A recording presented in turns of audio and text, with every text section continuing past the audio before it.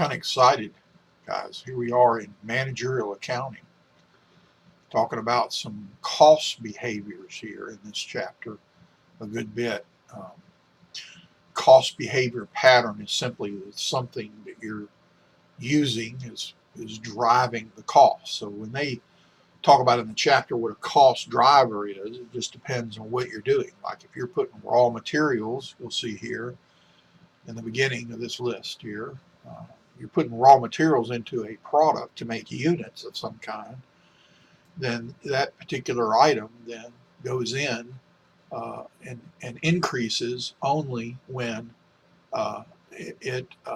you're making product, right? So I mean, you got units going.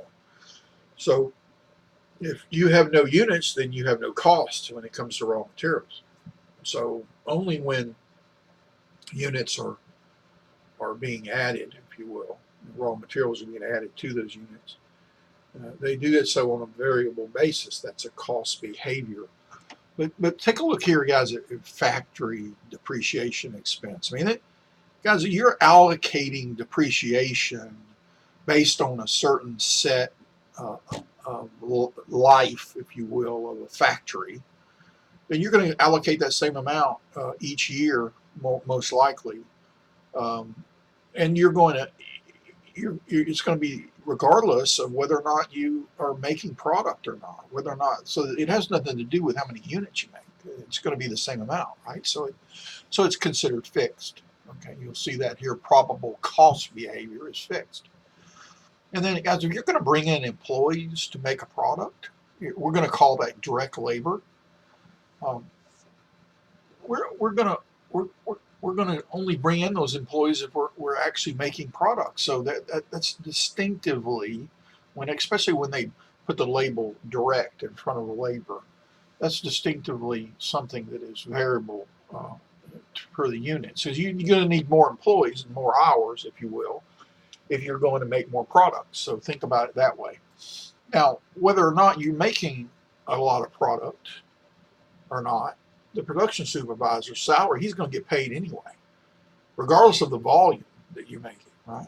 He's going to get paid anyway. So they consider that fixed here in this problem. Computer rental expense is usually a fixed amount, it would be. But take a look at this one, like maintenance supplies used. Now we got to make an assumption here, guys. This is maintenance supplies on probably your equipment that you're making these units with, and there's a certain amount of supplies that you have to use whenever your equipment is running. And if you have 4,000 units you're making in March or 5,600 units you're making in April, then you're going to have a little bit more maintenance supplies that you use. So they're considering this variable here.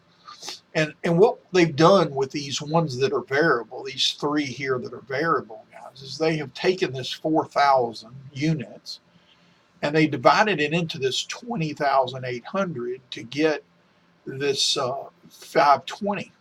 And then this 49,600 is divided by 4,000 to get your 1240.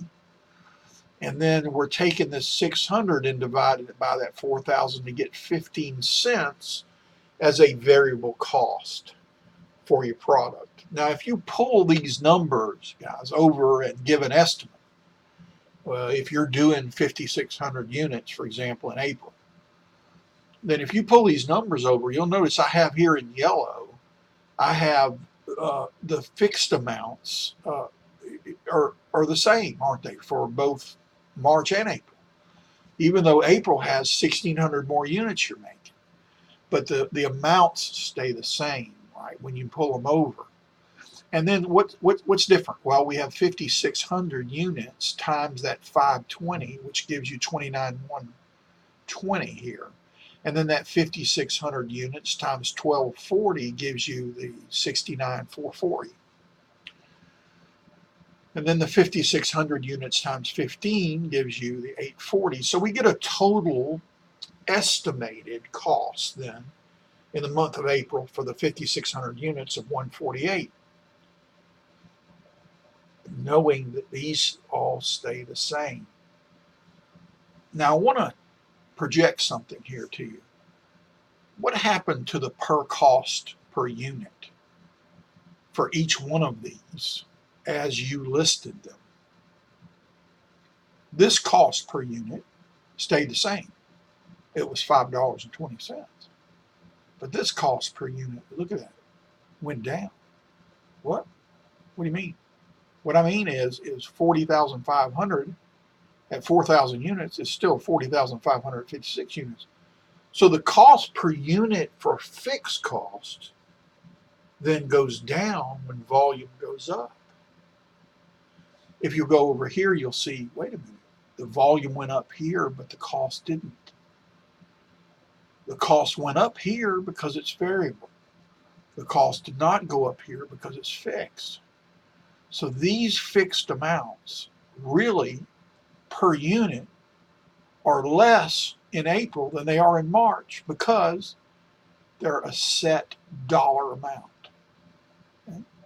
Now, the author likes to send this home with a question in B, and he asks you to calculate the average total cost of units, right, produced in March. So we take the total amount, we divide it by 4,000, and we get $29.90 per unit. And then he takes this $29.90 and he says, well, apply that to the 5,600. Now notice when you're doing that, guys, you are doing that at a variable rate. You're making an assumption all of a sudden that all of this per cost per unit is variable. So when you do that in April, it gives you an estimate of about 167,440, which of course is significantly higher, right, than this number here. So let me just tell you that what's happened here, and the author loves to pick on this, so I'm just warning you about it, and that is that the variable rate per unit, remember, stays the same when output goes up. Remember, the variable amount, dollar amount, goes up, but the variable per unit stays the same. When volume goes up, the fixed per unit goes down. It doesn't stay the same. This is assuming this $29.90 is that fixed moves as well with the unit. So what you can do is you can isolate, guys, this 40,500, this 5,000, this 3,100 as fixed costs here, and you can put it into a linear equation. And you can see that this 1775 per unit, where'd that come from? Well, we had this 520, this 1240, and this 15 cents, and we get the 1775 per unit, right? And so we come up with a linear cost formula. Guys, and you can plug 5,600 in there and it'll work. You know, it'll come up with that 148. Because what you're doing is you're separating them by cost behavior in the linear formula. Putting your cost first and then adding that to the variable amount.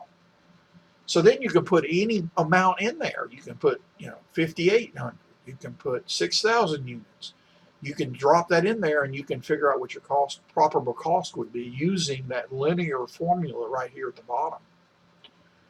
So it's just a quick look at what you would do with this problem, how you need to look at it, and how you need to understand the differences in cost behavior patterns.